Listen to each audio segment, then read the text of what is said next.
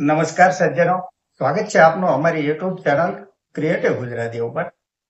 તો સજ્જનો, આજે સવારે 9:15 વાગે માર્કેટ જ્યારે ખુલ્યું ને ત્યારે ગેપઅપ ખુલીને 25,300 નો હાઈ બનાવી અને લગભગ 12:45 સુધી સતત એક તરફી નીચે ગયું માર્કેટ અને 25,060 નો લો બનાવી ત્યાર પછી અંતે 82 પોઈન્ટ ઘટીને 25,145 નિફ્ટી ઇન્ડેક્સ બંધ આવ્યો છે.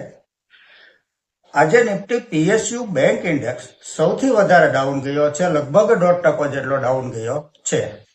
આજે સીઈ ઇન્ફોસિસ્ટમ્સ 9% જેટલો પ્લસમાં રહ્યો છે અને આનંદ રાઠી વેલ્થ લિમિટેડમાં 0.8%ની તેજી રહી હતી. બેંક ઓફ મહારાષ્ટ્ર 4.25% જેટલો ડાઉન ગયો છે. આજે સિલ્વર ઇટીએફમાં 0.25%ની તેજી રહી છે અને ગોલ્ડ ઇટીએફમાં 2 થી 2.25%ની તેજી સવારથી જ રહી હતી. ક્રૂડ ઓઇલ આજે 0.5% નીચે ટ્રેડ કરી રહ્યું છે, જેને બીજા અર્થમાં જો આપણે કહીએ ને તો ક્રૂડ ઓઇલ અત્યારે ડાયટિંગ કરી રહ્યું છે અને પોતાનું વજન ઉતારી રહ્યું છે. આજે બ્રેન્ટ ક્રૂડ $63 પણ નીચે ટ્રેડ કરી રહ્યું હતું. સજ્જનો, અહીં કંપની તથા ફંડામેન્ટલના વિટેલા ઇતિહાસની ચર્ચા માત્ર અભ્યાસના હેતુથી કરીએ છીએ, જેને ખરીદ વેચાણની ભલામણ નહીં સમજવા આપ સૌને એક વિનંતી કરું છું. આજની ચર્ચાની પહેલી કંપની છે આશાપુરા માઇન કેમ લિમિટેડ. તારીખ 19 ફેબ્રુઆરી 1982 કંપનીનો સ્થાપના દિવસ છે. માઇનિંગ એટલે કે ખાણમાં ખોદકામ કરીને અલગ અલગ પ્રકારના ખનિજ મેળવી અને તેનો વ્યાપાર કરવાનો બિઝનેસ છે. કંપની ભારત સિવાય અન્ય 7 દેશોમાં પણ બિઝનેસ કરી રહી છે. ફંડામેન્ટલ જોઈએ તો જે સેલ્સ જૂન 2024 ક્વાર્ટરમાં 714 કરોડ હતું તે ત્યાંથી વધીને 1,356 કરોડ થયું છે. નેટ પ્રોફિટ 60 કરોડથી વધી 114 કરોડ થયો છે. Year to year net profit જોઈએ તો 87 કરોડથી 110 કરોડ, ત્યાંથી 282 કરોડ, ત્યાંથી 289 કરોડ થઈ અને 343 કરોડ થયો છે. પ્રોફિટનો ગ્રાફ સતત અપ ટ્રેન્ડમાં છે કંપનીનો. છેલ્લા 3 વર્ષનો કમ્પાઉન્ડિંગ પ્રોફિટ ગ્રોથ 60% છે. ટીટીએમ 115% છે. સેલ્સ ગ્રોથ 3 વર્ષનો 29% છે અને ટીટીએમ 40% છે. બેલેન્સ શીટ જોઈએ તો બોરોવિંગ 1,163 કરોડ છે. રિઝર્વ કંપની પાસે 1,223 કરોડ છે. માર્કેટ કેપ 6,343 કરોડની છે. એક સ્મોલ કેપ કંપની છે. સ્ટોક પ્રાઇસ 666 રૂપિયા છે. 52 વીક હાઈ 712 રૂપિયા બનેલો છે.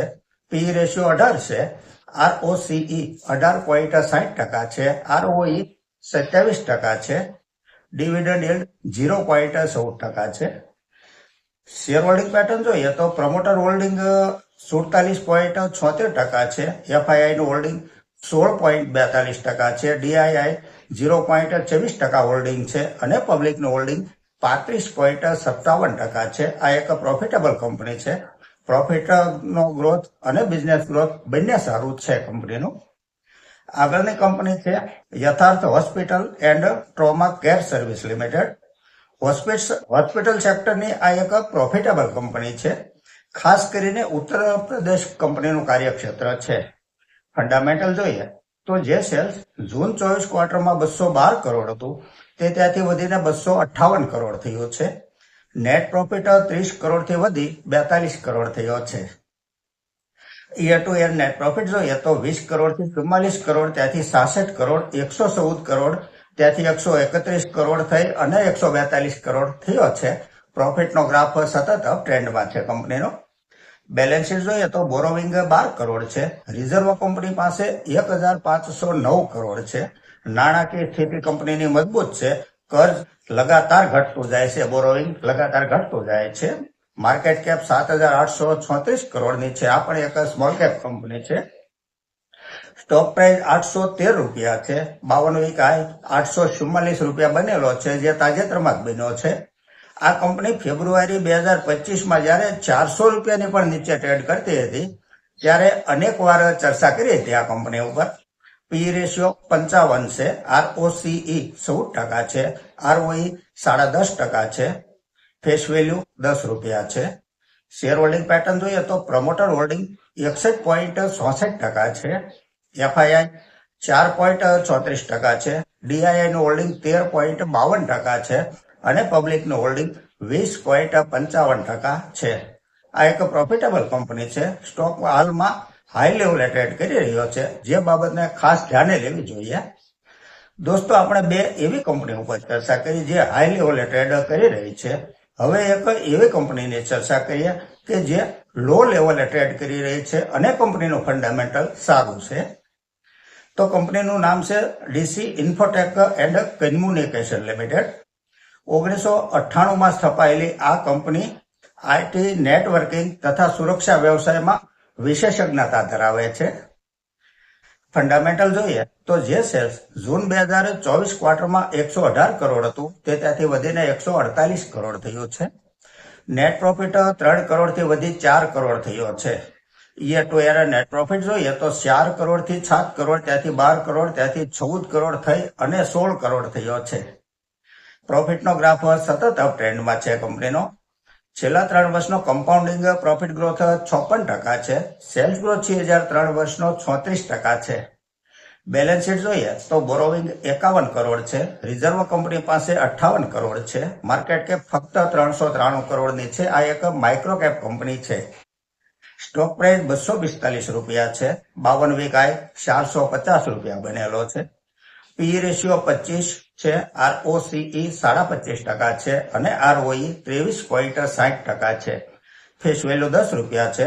આ એક પ્રોફિટેબલ કંપની છે. દોસ્તો, આપણે ચર્ચા કરી ગયા તેમાં યથાર્થ હોસ્પિટલનો સેલ્સ અને પ્રોફિટ ગ્રોથ બતાવવાનું ચૂકી ગયા હતા. જે અહીં જણાવી દઈએ તો યથાર્થ હોસ્પિટલનો પ્રોફિટ ગ્રોથ 3 વર્ષનો 43% CAGR છે અને સેલ્સ ગ્રોથ CAGR 3 વર્ષનો 32% છે. આગળ એક સજ્જનનો સવાલ છે કે ગુજરાત ગેસ શું કરાય, રિવ્યુ આપશો? તો આપની પાસે સે અથવા લેવાનું વિચારશો તેવી કોઈ સ્પષ્ટતા નથી કરી આપે. તેમ છતાં ગુજરાત સરકારની આ કંપનીનું પરફોર્મન્સ નબળું છે. માટે જો પ્રોફિટ થતો હોય તો બુક કરીને કોઈ સારી પ્રોફિટેબલ કંપનીમાં દાખલ થઈ જવું જોઈએ.